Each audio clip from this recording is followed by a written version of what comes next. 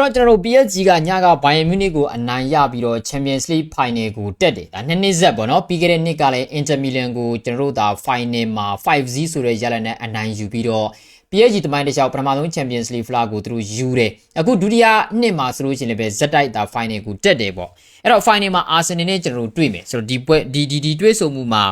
ဘယ်လိုရလက်တွေထွက်ပေါ်လာမယ်ထင်ကြလဲဘယ်သူတွေချန်ပီယံဖြစ်မယ်ကျွန်တော်ထင်ကြလဲဆွေးနွေးကြပါဦးအားလုံးပဲမင်္ဂလာပါ Football Match ချန်ကနေကြိုဆိုပါရစေဆိုတော့ဒီပွဲစိတ်ဝင်စားဖို့ကောင်းတယ်စိတ်ဝင်စားဖို့ကောင်းတယ်ဆိုတာနှစ်သင်းစလုံးမှာမတူညီတဲ့ကျွန်တော်တို့အနေနဲ့ဒီဘယ်လိုပြောမလဲ footballing style အနေနဲ့ကျွန်တော်တို့ကစားကြလို့ပေါ့နော်အရင်ကတော့ပေါ့နော်မနိုင်ပြောရင်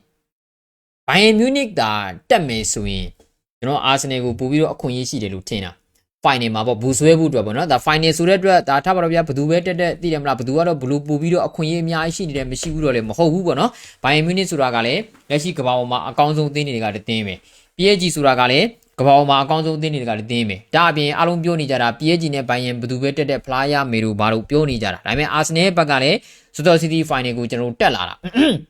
ာအဲ့တော့ဟို final ကိုရောက်ပြီဆိုကြတဲ့ကတော့ဘယ်တင်းတွက်မှဘယ်တင်းဟာ short တွက်စရာမဟုတ်ဘူးပေါ့အာနော်ကျွန်တော် PSG ရဲ့ဘက်ကလည်းဟာ Arsenal ကတော့ငါတို့နိုင်နေဟိလို့တွက်လို့မရသလို Arsenal ဘက်ကလည်းငါတို့ကတော့အကောင်းဆုံး defense ရှိတယ်သိတယ်မလားငါတို့ကစားပြလိုက်မယ်လွယ်လွယ်ကူကူတော့ဘာမှတွေးလို့မရအောင်ဒါပေမဲ့ခုနကပြောသူပ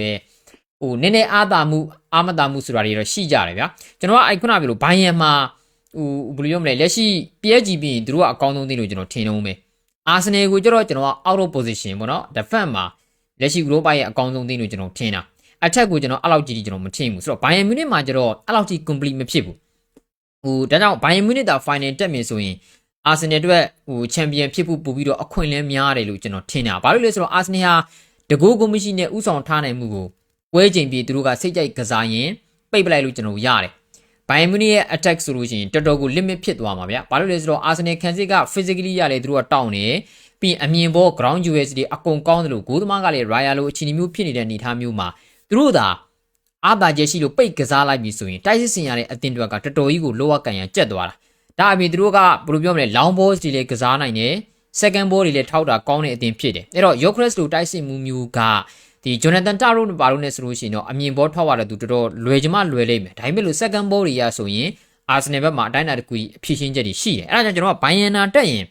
Arsenal တို့ chance ပူပြီးတော့ကောင်းနေလို့ထင်တာပေါ့လေဒါပေမဲ့လို့လက်ရှိ PSG တက်လာတဲ့အခါမှာလည်းဟိုပရိသတ်တွေကိုဖြိုပြမှုအများကြီးပေးနိုင်လိမ့်မယ်လို့ထင်ပါတယ် PSG အနေနဲ့လည်းဟာငါတို့ကတော့တိုက်စစ်ဘလောက်ကောင်းတာကွာเนาะငါ Arsenal ကိုချလိုက်မယ်ဆိုတဲ့ပုံစံမျိုးတော့လွယ်လွယ်ကူကူတော့မရဘူးဒါပေမဲ့လို့ဒီနေ့တင်းကြားထဲမှာတွေ့ဘူးတယ်ဆိုတော့ PSG ရဲ့ဘက်ကအနိုင်ယူဘူးတယ်ပေါ့ဒါပေမဲ့လို့ရှိမှဆိုလို့ချင်း Donnarumma ကောင်းခဲ့လို့ PSG တက်တာရခဲ့တဲ့အခိုက်အတန့်မျိုးတွေလည်းရှိတာပေါ့လေဒါပေမဲ့အခုက final ဆိုတော့ final ကိုကစားကြမှာပဲနော် PSG ရဲ့ဘက်ကလည်းလက်ရှိ Bayern တို့ဘာလို့နဲ့တွေ့တော့ငါလိုမျိုးအမြဲတမ်းကြီးတည်တယ်မလားတိုက်စစ်ကြီးပဲဖွင့်ကစားနေတာမျိုးဖြစ်မှာမဟုတ်ဘူး Arsenal ရဲ့ဘက်ကလည်းပဲကျွန်တော်နေတဲ့ဘောသူတို့ရဲ့အားသာချက်ကခံစစ်ကိုအဲ့တော့ခံစစ်ကိုတော့အများကြီးတတိထားဆွတ်မှာပဲဆိုတော့ Arsenal ဘောလုံးရပြီဆိုတာနဲ့တို့ PSG ရဲ့ဘက်ကတောက်လျှောက်ဖိမှာပဲဒီကောင်တွေက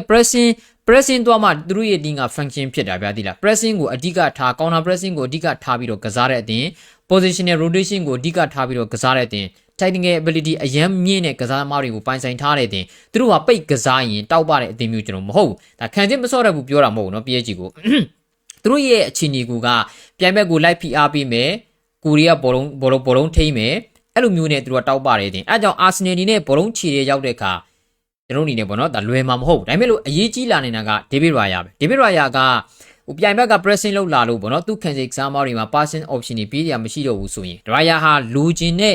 နေရာကိုကောင်းအမှားယွင်းနေအောင်ပေါ့နော်ဘောလုံးပေးနိုင်စွမ်းရှိတယ်ဒါကြောင့် PSG ဘက်က pressing လုပ်တယ်ဆိုတဲ့အခြေအနေမျိုးတွေမှာ Arsenal အနေနဲ့ long ball တွေ second ball တွေကိုထောက်ဝနိုင်ကြီးရှိတယ်ပေါ့ PSG က pressing လုပ်လေ Arsenal ကအရင်ကတည်းကသူတို့မှာတောက်ပလေးရှိတဲ့ထပ်ပါတော့ဗျအမြင်ပေါ်အရင်ကောင်းတာဒီနေရာမှာပါချုံနဲ့ Marquinhos ကိုတော့လွယ်လွယ်ကူကူတော့နိုင်မှာမဟုတ်ဘူးပေါ့နော်ဒါပေမဲ့ပြောချင်တာက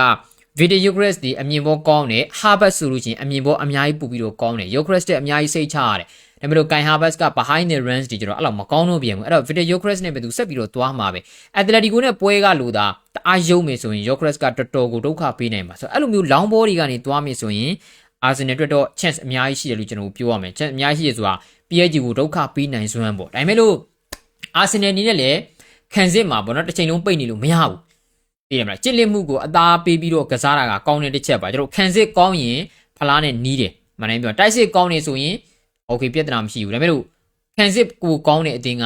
ဖလားနဲ့လက်တကန်းလူအမြဲတမ်းရောက်တာပြဆိုတော့အာဆင်နယ်မှာခုနကကျွန်တော်ပြောလို့ပဲခံစစ်အရန်ကောင်းတယ်လို့ကျွန်တော်ထင်တယ်ဂါဘရီယယ်တို့ဘာလို့ဆိုလို့ချင်းလဲလက်ရှိဝေဖန်မှုတွေဟန်ဆောင်နေဘာညာဝေဖန်တာတွေခံရသည့်တိုင်အောင်သိတယ်မလား तू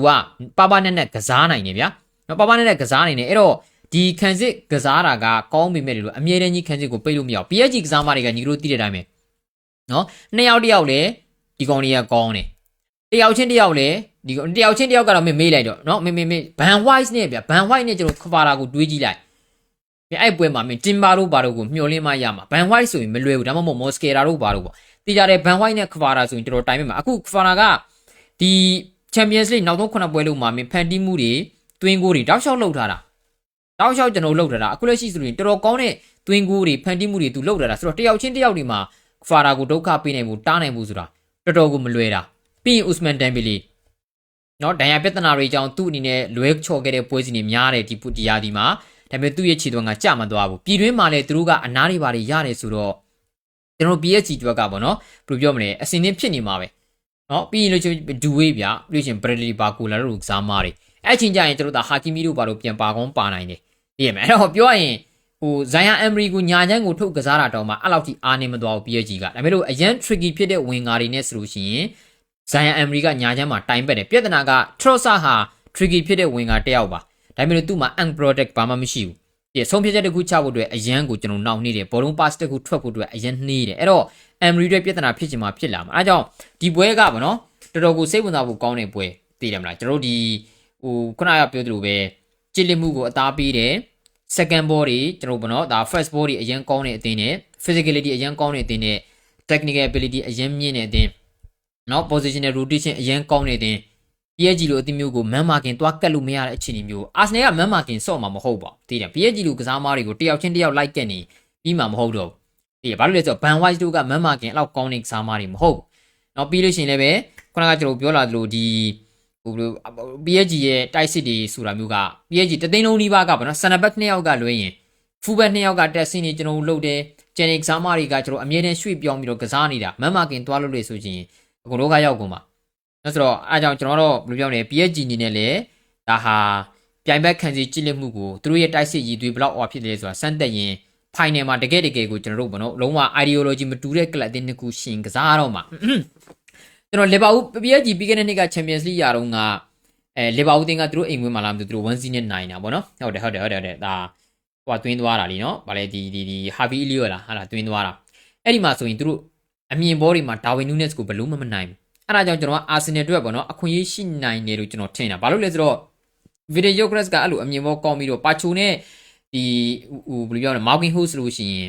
်နှစ်ယောက်စလုံးက ground US ရန်ကောင်းနေကစားမားတွေဒါပေမဲ့အမြင်ဘောအမြင်လဲမြင်တယ်အမြင်ဘောကျတော့ပေါ့နော်ပြန်ဘက်ကအရင် physical သုံးကစားလာနေဆိုရင်နည်းနည်းတိုင်ပတ်နေတယ်ဆိုတော့ Darwin Núñez စီတုံးကလီဗာပူးတင်းရဲ့ဘက်က PSG ကွင်းမှာ 1-0 နဲ့နိုင်သွားတယ်ဆိုတဲ့အချိန်ကြီးကအဲ့ဒါကြောင့်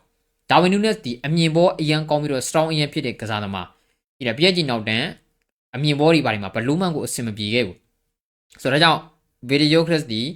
ဒါပြိုင်ဘက်နောက်တန်းအတွက်တော်တော်ကိုကြီးမားတဲ့အန်ဒီရဖြစ်လာနေတယ်ပေါ့နော်ဒါအပြင် Arsenal ကဟိုအခွင့်အရေးတွေသူတို့ Open Play ကနေအများကြီးဖန်တီးချင်မှဖန်တီးနိုင်နိုင်မယ်ဒီပုံစံနဲ့ဆိုလို့ချင်းတောင်းကန်ဘောတွေကနေဂိုးတွေရတာမျိုးတွေလည်းကျွန်တော်မြင်ကောင်းမြင်ရနေတယ်အဲ့ရနေဂိုးရပြီဆိုရင်သူတို့ဒီ mid block ကစားမယ်လုံးဝပိတ်ကစားမယ် PSG တိုက်စစ်တွေဘာမှတိတ်အခွင့်အရေးရှိမှာမဟုတ်တော့ဘူးဗျာသိတယ်မလားအဲ့တော့အဲ့လိုမျိုးတွေလည်းဖြစ်နေတယ်ဒါကြောင့်ဒီပွဲတော်တော်ကြီးစိတ်ဝင်စားမှုကောင်းတာဗောနော်ညီတို့ဘလူးမြင်ကြတယ်လုံးဝဒီခုနကပြောလို့မျိုး ideology တွေမတူကြတဲ့နှစ်သင်းကစားမယ်ဆိုတော့မတူညီတဲ့ရတာတွေထပ်ပေးနိုင်ဦးမှာပဲဆိုတော့ Arsenal အနေနဲ့တမိုင်းတစ်ချောက်ပထမဆုံး